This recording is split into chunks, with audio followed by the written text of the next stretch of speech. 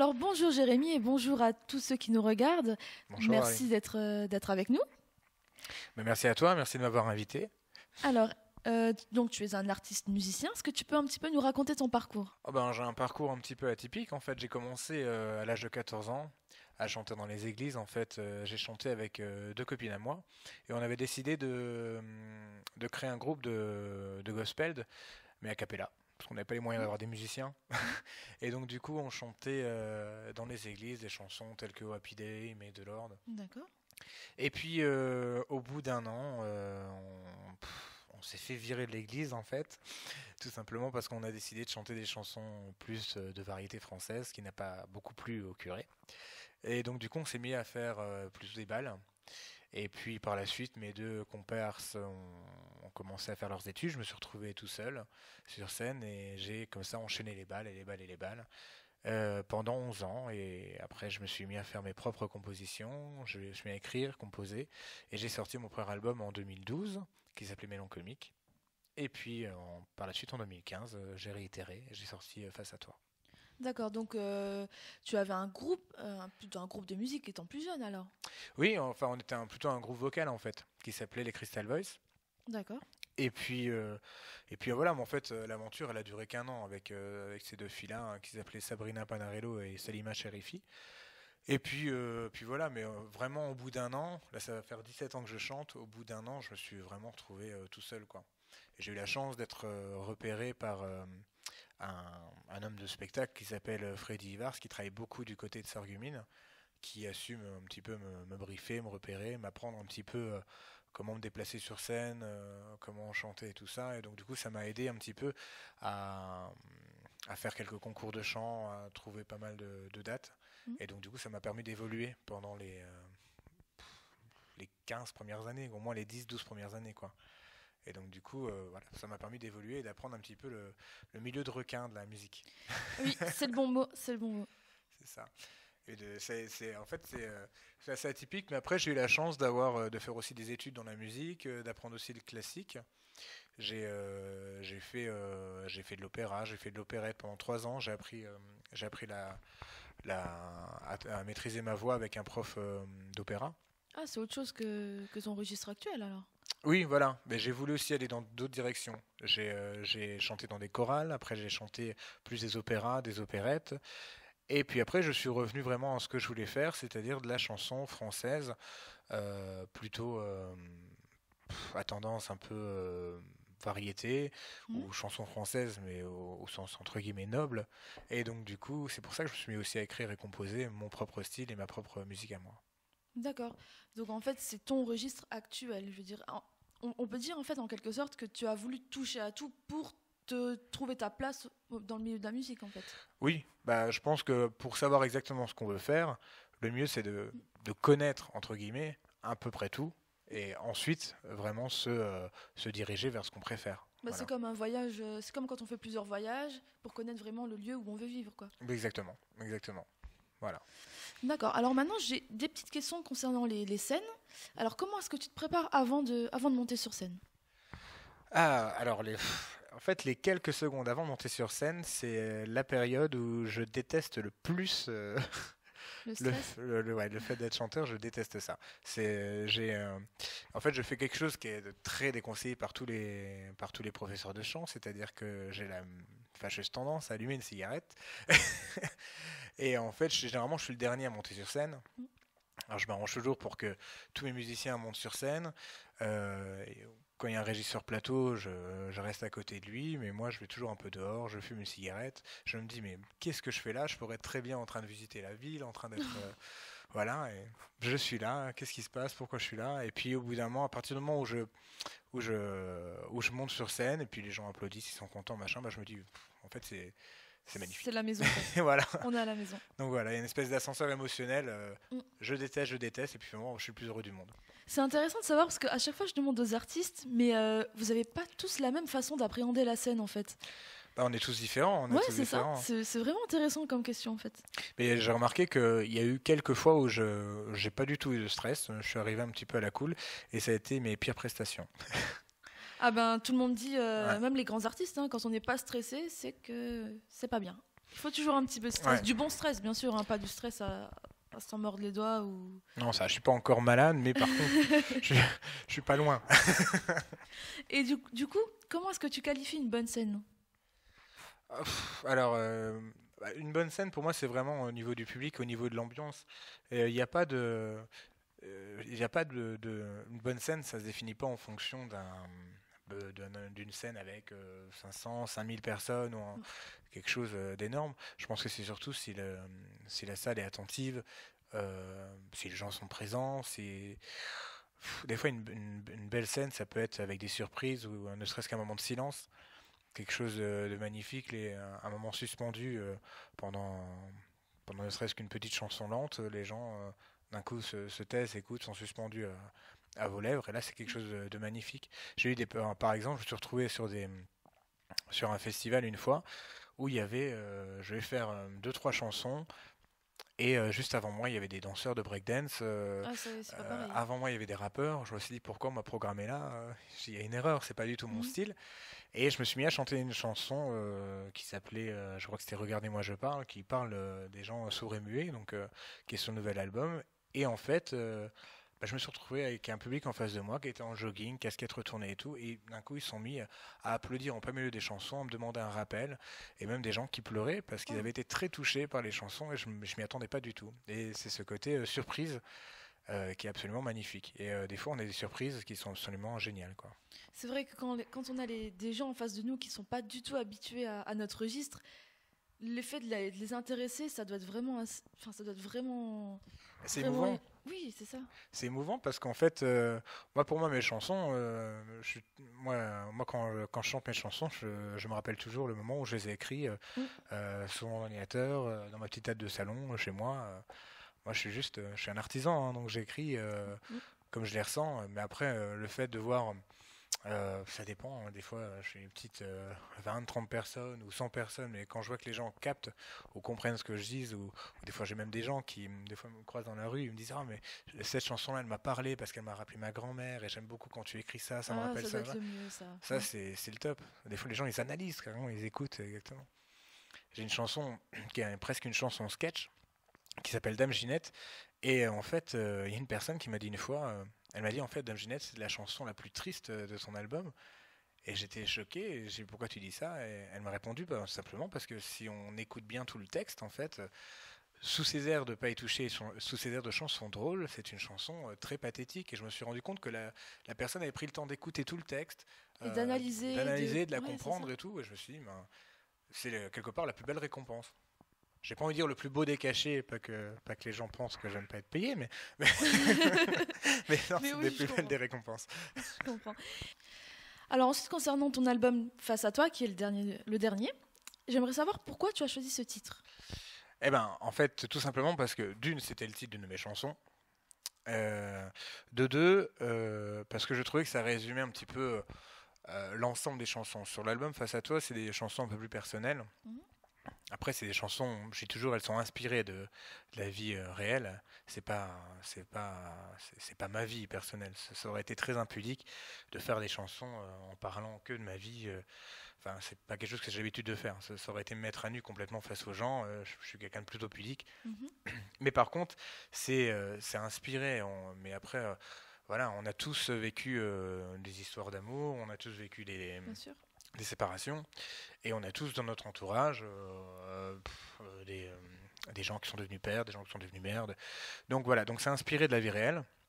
Et c'est pour ça que je me suis dit finalement, je me retrouve dans cet album avec mes textes face aux gens. Et le jour où je vais leur chanter, je vais être face à eux en leur racontant mes histoires. Et c'est comme un face-à-face vis-à-vis d'eux, quoi. C'est pour ça que l'album s'appelle Face à toi.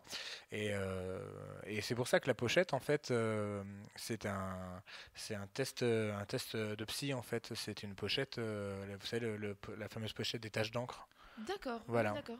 Voilà, c'est le côté aussi un peu psychologique qui reflète la personnalité. D'accord. Et dans cet album, ou même d'ailleurs dans tous tes titres, lequel va le plus te refléter? Je pense que j'essaie de faire un peu dans les deux. Dans les deux, il y a un peu de moi. Le dernier, j'y suis quand même bien impliqué, et donc il me reflète beaucoup. Le premier, c'était vraiment le premier où où j'ai tout écrit aussi. Et forcément, c'était un des premiers où je me donnais à 200% pour l'album. Donc, comme les premiers, eh ben, on donne tout, quoi. Donc, du coup, j'ai tout donné presque sans filtre. Mhm. J'ai pas pris, j'ai pas, j'ai pas pris de gants, quoi. Dans des chansons comme La vieille dame, par exemple, dans le premier album, c'est une chanson qui peut presque choquer parce que je parle de la maladie d'Alzheimer. J'ai pas pris le temps de d'y aller doucement, de prendre des filtres et tout ça. Non, Comme j'étais ça venait, cash. quoi. Ouais. Voilà, j'étais comme ça venait. Donc c'est pour ça que cet album a peut-être un petit peu plus dérangé, mais quoique les gens étaient quand même contents. C'est pour ça Ben, que j'ai pris le temps d'en prendre ça un peut autre, faire quoi. réagir, hein, parfois, hein, d'avoir des Oui. paroles un peu plus Mm. dures que d'y mettre les mots, les phrases. C'est ce que j'ai voulu faire. Apparemment, ça a plu à certains. Et dans le deuxième album, c'est ce que j'ai voulu faire aussi. Mais bon, j'avais le recul nécessaire, donc j'ai essayé d'enrober un peu plus ça, quoi. Et quel est ton meilleur souvenir? Sur scène, Oui, enfin, sur scène ou dans la vie musicale, globalement. oh, il y en a tellement, il y en a beaucoup. Comme ça, mon meilleur souvenir, des meilleurs souvenirs de scène, c'était un concert en 2006 qu'on avait fait dans une petite salle en plus qui était même pas fait pour ça. C'est un centre culturel dans une salle de judo. Mhm. En fait, à l'époque, on n'avait rien. On était trois copains, on n'avait pas de moyens. Pour faire tout le concert, on devait avoir 400 euros. Donc, en fait, ce qu'on a fait, on a vidé toute la salle. J'ai un copain à moi qui avait déménagé tout son appartement pour préparer des décors pour la scène. Et en fait, on avait transformé toutes ces salles de judo, nous trois, plus j'avais réuni des copains, donc on avait une trentaine. On avait tout déménagé, tout fait, et on savait pas du tout combien de personnes allaient venir. Et dans cette salle qui pouvait réunir 150 personnes, on a réuni 220 personnes. Donc c'était plus que ça le comble. Et on a réussi à faire venir un artificier, on a eu des feux d'artifice, on a eu, enfin c'était une aventure humaine Bah, extraordinaire. comme quoi, finalement, on n'a pas besoin de financement pour Ah oui, faire des belles choses, quoi. Si ah tout ouais. le monde s'implique un petit peu avec le cœur, Ah, c'est c'était une belle chose, magnifique. hein. Et encore 10 ans plus tard, on en parle encore souvent parce que je croise régulièrement des gens qui ont participé à l'aventure et c'était quelque chose d'extraordinaire, quoi. Ben, c'est ça a l'air en tout cas. Ouais, Bravo à tout le monde. merci. Et de quoi est composée ta vie musicale actuellement? Est-ce que tu prépares un autre album, quelque chose? Bah, je me suis mis déjà à l'écriture du prochain petit bébé. Et après, bon, la date de sortie, je sais pas encore, mais en tout cas, oui, de toute manière, j'écris en permanence. Alors j'ai des périodes, des fois pendant 5 6 mois, je vais rien écrire du tout. Mais bon, là en ce moment, j'écris de nouvelles chansons. Il y en a quelques-unes, on va dire une dizaine qui sont déjà prêtes. Mais en fait, pour faire un album, généralement, je vais écrire au minimum une soixantaine de chansons que je vais considérer comme prêtes. Et ensuite, je vais faire le filtre. D'accord. C'est-à-dire que je vais voir avec Nicolas Lefranc, qui est mon pianiste et arrangeur, et on va dire, bon, bah, celle-là, non, on prend pas. Ensuite, celle-là, on va voir pour la faire. Tout ça pour réduire jusqu'à environ une douzaine de chansons qu'on considère comme les meilleures. Mhm. Et ensuite, on va passer en studio, enregistrer, et puis voir avec les musiciens, et puis voilà, quoi. Et qu'est-ce que tu fais du reste des chansons? Du coup, tu les gardes pour un prochain projet ou pour Ouais, je les toi-même? garde de côté. Soit ouais, je les garde pour un prochain projet, soit je les essaye en live, ça peut m'arriver Mhm. aussi. Ou soit, bon, ben, elles passent à la poubelle. C'est dommage quand même. Ouais, mais bon, des fois, enfin, Oui, ben des fois, il y a parfois il des y a choses acheté, qu'on hein. écrit. Oui, c'est comme les dessinateurs, hein, finalement, quand ils font des bons dessins, au final. Ouais, non, après, parce que franchement, j'en ai fait quelques-unes. Mm. Mais j'en teste, hein. J'avais une fois testé une chanson, je faisais que des jeux de mots, et en fait, je me suis rendu compte que j'étais pas le spécialiste des jeux de mots. D'accord. Bon, ben, c'est en essayant qu'on sait, hein, de toute façon, hein. Voilà, exactement. Et du coup, c'était ma prochaine question, en fait. Quand tu composes tes titres, est-ce que tu es seul? Bon, apparemment, il y a un pianiste arrangeur. Du coup, est-ce qu'il y a d'autres personnes? Alors, en fait, moi, j'écris et je compose. La première étape, je la fais tout seul. J'écris, je compose tout seul. Et après, j'ai pris pour habitude d'appeler toujours mon compositeur et arrangeur, qui lui va rajouter, pour les musiciens, tu vas rajouter tout ce qui est septième, tout ce qui est accord un petit peu de transition pour que le morceau ne soit pas, pour qu'on s'ennuie pas en fait, pour qu'il y ait toujours un petit peu de finesse, D'accord. un petit peu de souplesse dans tout ça. Et une fois que le morceau me convient, que je trouve que là on a rajouté quelque chose, En studio, je vais demander à chacun des musiciens qui m'accompagnent, c'est-à-dire Alain Vittich à la contrebasse, Nicolas Kiffer à la batterie, on a Raoul Léninger qui est au studio, au mixage et tout ça. Je vais leur demander d'apporter eux aussi leur patte au niveau de leur instrument propre, pour qu'on ait que chacun ait un petit peu sa signature et qu'il y ait quelque chose un petit peu d'évolutif au niveau de la musique.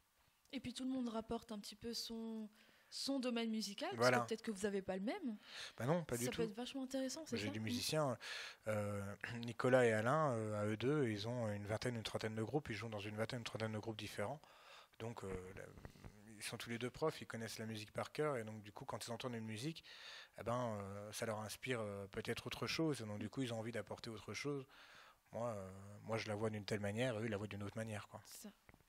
Donc ce que je propose, c'est qu'on regarde le clip Face à toi de l'album. Ouais. Et qu'on en parle un petit peu après. Ouais, alors là en plus on va voir Face à toi qui a été tourné à... Ça a été tourné à Mouzon en fait, parce que comme j'ai été jury d'un concours de chant, on va voir justement là où ça a été tourné là récemment, à Mouzon. D'accord, donc Voilà. c'est parti.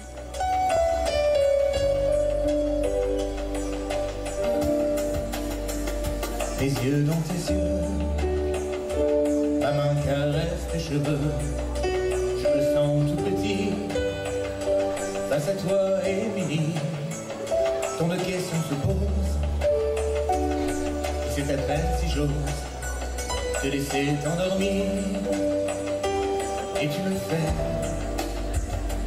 un sourire.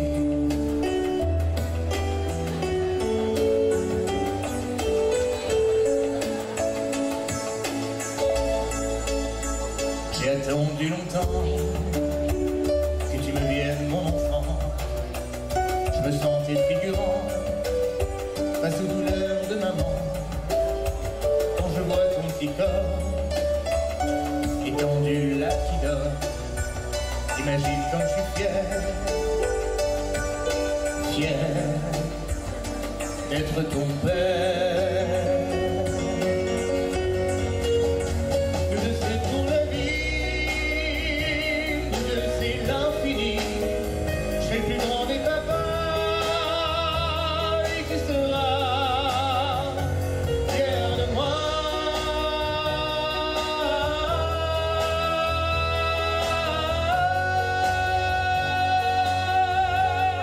Avoir fait découvrir ce clip, est-ce que tu peux un petit peu nous parler de cette chanson?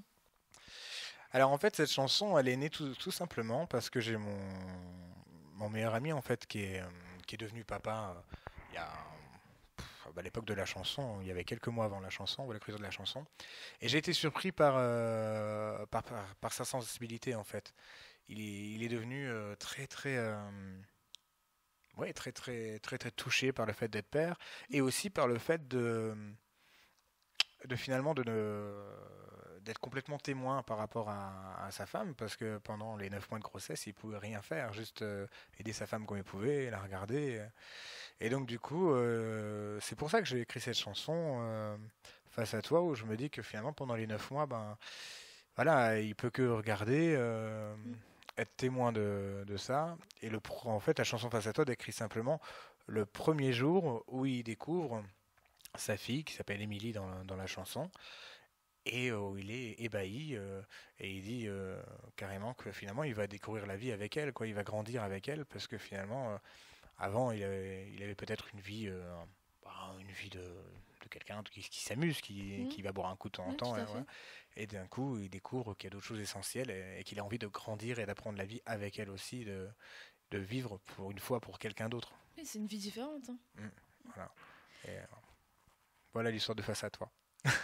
D'accord. Bah, c'est une très belle histoire qui touche tout le monde d'ailleurs, donc je pense que beaucoup de personnes doivent se reconnaître, enfin beaucoup de papas, peut-être des mamans qui sont mis la chanson féminin. En général, bah, ça touche beaucoup les femmes. Alors que bon, je l'avais écrit pour les papas, et bah, bizarrement ça touche beaucoup les femmes, les femmes adorent la chanson. Parfait alors. Donc quels sont tes projets à venir? Alors les projets à venir, ben... Pour l'instant, là on a encore quelques dates jusqu'à la fin de l'année, et en 2017 on a plusieurs projets. Il y a des dates qui vont arriver en Alsace. On va peut-être aller chanter un petit peu aussi du côté de l'Espagne. Ah oui, ça fait loin quand même. Ouais, mais il faut que j'attende que ça se confirme. mais on va peut-être aller chanter du côté de l'Espagne. Et puis voilà, des concerts qui arrivent un peu partout dans la région, Metz, Thionville, et puis voilà, un peu partout dans le Grand Est. Et puis voilà, j'attends encore, j'ai pas mal de dates qui se précisent, tout l'horizon 2017. Et le plus loin où tu as été déjà, c'est où? En France, le plus loin, j'ai déjà été chanter à Vannes, hein, dans le Morbihan. D'accord. Donc voilà, Vannes dans la Somme, à Paris. Paris, j'y étais l'année dernière. Et voilà. On va dire que toute la moitié nord de la France, j'ai été à peu près. Il reste encore le sud. Alors Ouais. avec l'Espagne, ça va, ça Ça va tranche. venir, ça va venir. Comme quoi la musique fait voyager physiquement et mentalement également, hein. Oui, non, c'est un grand avantage. Et puis finalement, la musique n'a pas de frontières parce que C'est ça. qu'on soit dans le Morbihan, dans la Somme, Ça réunit à toujours. Paris, ça réunit tout le monde et ça touche. Les gens sont heureux, quoi. Et même j'ai regardé sur internet et maintenant on a la possibilité de voir un petit peu les gens qui vous écoutent parce qu'avec les albums, on peut regarder un petit peu comment les albums sont diffusés. Ah oui? Oui. Et en fait, il y a même des gens apparemment qui m'écoutent au Portugal, un petit peu partout et tout Ah, ça. c'est sympa, ça. Donc je suis content. N'hésitez pas à m'inviter. Bon, en espérant qu'ils regardent cette interview, alors. J'espère. Bon, en tout cas, je voulais vraiment te remercier d'avoir répondu à toutes ces questions. Ben, merci à toi de me les avoir posées et puis de Ben, m'avoir invité. Ben, c'est tout à fait normal. Et donc, très bonne continuation. Donc, au Portugal, en Merci. Espagne, en France. Et Ah chez oui, nous, surtout en France. chez surtout nous en France. Lorraine. Donc, ça sera toujours un grand plaisir, en tout cas. Ben, merci Lauraline et puis à très bientôt. À bientôt. À bientôt. Au revoir à tous.